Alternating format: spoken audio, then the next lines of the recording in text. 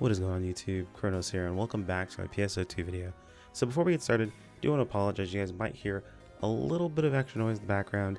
Fortunately, it's getting fairly hot around where I live at the moment. Not to dox myself, but I do also live near an airport, and I'm sure you guys know recording with the door open, window open in those circumstances isn't really conducive of a great recording setup. So I'm shut into my room and it's all warm and kind of annoying at the moment with multiple computer screens, multiple computers and all that stuff. During tons of heat, it gets pretty rough in here. So if you guys do hear a fan in the background, my computer is running their fans as well as me with the fan trying to stay cool enough so that way I don't have heat stroke in the middle of recording. But anyway, past my melting in my chair, I wanted to bring you guys a video talking about alternate unit, I was going to say unit affix, but alternate units that you guys can use to affix, seeing as we are currently, almost about a week into Boost Week itself. Recently, I've been getting a lot of questions on stream about, hey, I just came back to the game itself, or hey, I don't play super hardcore, I don't have my Crass unit set up yet, or my Klauz unit set up. What can I use intermediary, or what can I use instead of these units because I may not be able to get them in time? First off, I have to say, keep in mind that there are some of the units you're going to use. We're going to talk about those today, but there's no rush for you to grab those Crass units unless you're kind of going for cutting edge gear. You can buy a lot of these things that you need for these units off of the market itself, maybe picking them up while they're a little bit cheaper within your price range. These units are going to be some of the best units in the game for you, the Klauz units, by the way. Some of them offer some of the best unit setups in the game for you and moving forward. Granted, technically it's not the strongest from an attack perspective, and we're going to talk about in just a moment, but it is some of the best bang for your buck per unit that you can get currently in the game, and we're going to talk about just what you guys can do as alternatives instead of going for those units if you don't have access to them. So let's get started, but before we jump into that, if you guys appreciate this type of content, I would appreciate a like on the video itself. Keep in mind, like and subscribe are completely free and they do help out a ton. So it does let me know if this is kind of content you guys are looking for.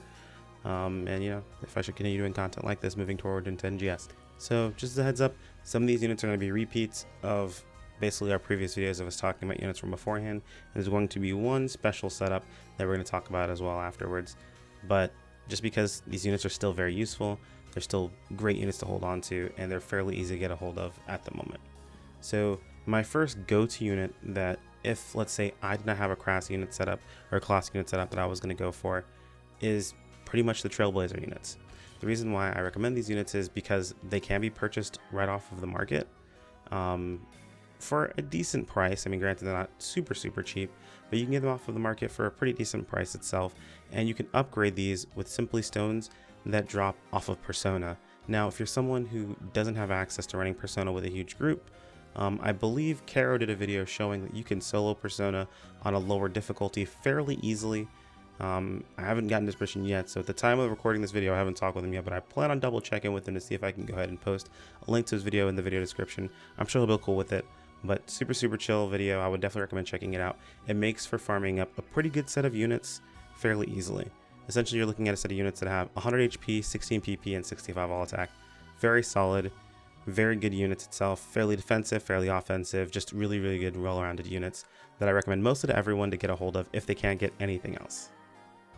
Now, to follow that up, the next set of units that I'd like to talk about would be the Rivoli Units. So the Rivoli Units, as far as stats go, are going to be a bit less tanky and a little bit more damage. Essentially, you're looking at 60 HP, 15 PP, and 75 all attack, as opposed to Trailblazer's 65 all attack. To be honest, I prefer Trailblazer just because they are a bit more tanky. They do offer a bit more HP. I mean, 1 PP difference isn't a huge deal, so 3 across 3 units. But you're only really sacrificing realistically 30 all attack, which isn't that much across all 3 units itself. So yeah, 30 across 3, not that insane. Plus, they're much easier to get. So the reason why I don't recommend these off the rip is they did offer a campaign where they gave out these Rivoli units for free. However, if you weren't around for that campaign itself, since this video is directed towards players who haven't been playing much at the moment, and are jumping back into the game itself, then you do have to upgrade novel units into these Rivoli units. At this point in time, we don't have anything that's giving out novel units for free. It's mostly going to be RNG, and you cannot buy 13-star units off of the market. So the only way you're going to be able to get them is upgrade these yourself. And to upgrade them, you do have to go over to Zig. Granted, all the other materials aren't too bad, but there is a gold mat. It's called a gold back, gold arms, and gold legs. You have to either upgrade the silver mats into gold mats, or you have to break down your own units to be able to upgrade these units itself. So there is a little bit more of a step to get a hold of these. That's personally why I just went up with stat 5 on my units originally when I did my affix video that you guys saw, because if you go to buy these, I mean, at the time of recording, these were about 42k per unit or per piece of material on the market, and you need 500 of them for each unit. So just the back unit alone would have cost about 30k. It's pretty high. I'm sorry, 30 mil, which is pretty high up there. So it depends on your resources. Maybe you've got money that was just sitting around.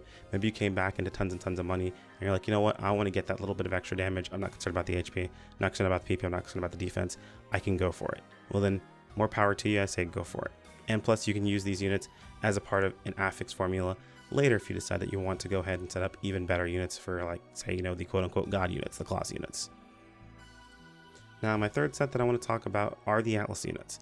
If you're someone that was around at the time that Omega Luthor was being farmed pretty consistently for things like Omega Memoria and so on and so forth, or trying to get those S7s, S8s, S6s, all of that good stuff, well, these units were dropping at that time. Now, granted, if you happen to have them, they're actually pretty good. They're very strong units itself. I currently still use the ARM unit to this day with my Klauz setup.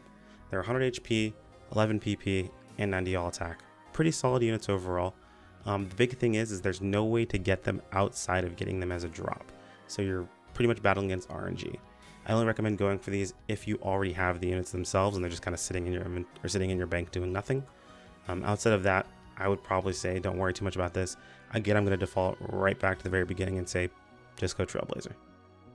Now, for this last set of units, I want to put a little bit of disclaimer on this one. Basically, I want to apologize. There was someone on my comments. Unfortunately, I was unable to find your comment anymore. I know it's there somewhere, but there's just a sea of comments for me to dig through. I'm sure I'll find it at some point. But there was an individual in my comments that asked, you know, about the units from Extreme Quest 4. Why YouTubers never talked about them, why we never went over them, so on and so forth. And at the time, I did glance into those units, and though I saw some decent stuff in there, the combination of what I saw didn't really work out to being anything too substantial. But that was my mistake. I actually looked at them incorrectly. In reality, if you're looking for just a damage perspective when it comes to units, the units from XQ4 can be some of the strongest units in the game, flat out stronger than a full set of crass units, than basically any other combination you can get right now, if you're just looking for damage. There's one other caveat. They also are only one stat. They are not all stat, they are one stat only. And I'll explain a little bit how that works. There's a little bit of math that's involved here for us to figure out why these units are so powerful. So if you're not familiar about the units that I'm talking about here, they're very commonly called the Divide/Extreme Quest units. Essentially what they are units that drop that have lesser as their SAF on them. That's usually what people use them for the most part, but there is a very, very specific combination of those units that ends up being ridiculously powerful. So I'm going to use melee as the example here in this situation. So the Navar units. The Navar back unit itself has a set of stats on it, and if I remember correctly, the stats on that unit itself, you're going to get nothing too spectacular. 10 HP, 1 PP, and I believe something like 20 all attack. No, my mistake. It's 10 HP, 10 PP, and 10 all attack itself. So nothing too crazy, nothing to shake a stick at, right? However, if you take a look at the Navar arms and the Navar legs, the Navar arms are going to give you 10 PP and 80 striking attack. And the Navar legs have the same setup as well. You're probably thinking 80 is not that much. Why does this matter so much? Well, these 13-star units have a set bonus. If you combine any combination of 3 of these units itself, so any of them, you will also get 200 HP, 20 PP, 150 all attack, and 150 all defense. Which, if we do a little bit of math, we can actually find out how useful that is. So let's take, for example, Klauz units. Klauz units, we're looking at a total statage. Now granted, I've already went ahead and mathed this out. Feel free to take a hold of it and math it yourself if you'd like. But we're looking at stats of 330 HP, 60 PP, and 260 all attack. Seems pretty strong. However, if we were to take the Divide units and math out the stats that they give, keep in mind that the back units, basically all the back units are the same. It doesn't matter which back unit that you actually use. Only that matters is the arm and the leg unit specifically. But I just chose you the Navar back unit because it just matches the whole set and it makes it very easy to look at. It's also very aesthetically pleasing. And I'm not sure if it matters between those units itself because it has them all here together in this one set, so I'm pretty sure it doesn't really make a difference. But either way, any of the back units should be fine. But you've got this back unit that is 10 HP, 1 PP, and 10 all attack. You have the arm unit that is 0 HP, 10 PP, and 80 striking attack.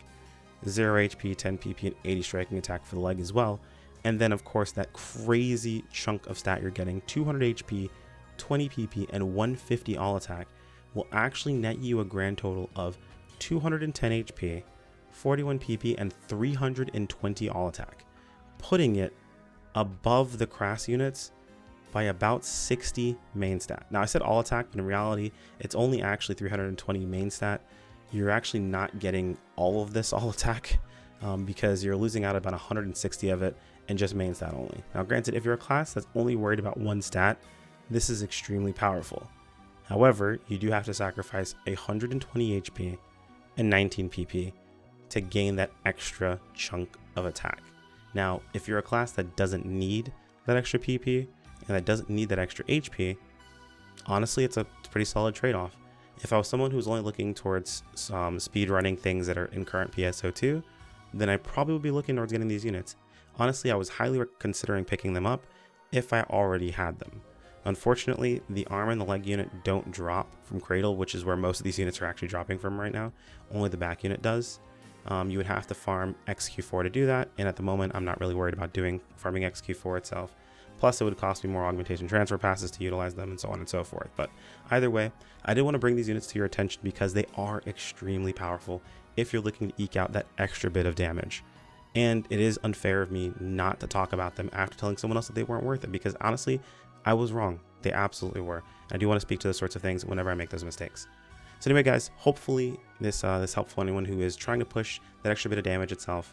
I know myself playing at 12, I was looking at this thinking that's something super awesome. A good buddy of mine that plays Lester was thinking to himself, like, hey, honestly, the way that I play Lester, we're not really hurting for a PP, so, and I'm totally cool with losing 120 HP for that extra bit of all attack, but we both are also players that are looking forward towards playing NGS as well, and we're not sure of how these units are going to transfer into NGS, about, you know, what the strategy is going to look like and what we're going to want to do with them. So it just made it easier to go with the other unit setups, but your mileage may differ, and you know, of course, your priorities may differ as well. Anyway, guys, we talked about it earlier, but like is super appreciated on the video, and as always, you have your ad block. The other half is resolved by subscribing, both completely free, and they do help me out a ton. If you guys want to keep up with content as it goes live, make sure to click on that bell icon to be notified of videos, as well as community posts, or follow me over on Discord. Or join us over on Discord, or follow me over on Twitter for notifications via those two avenues. Thanks so much for watching all the way to the end, guys. I'll see you in the next video. Take care. Peace out.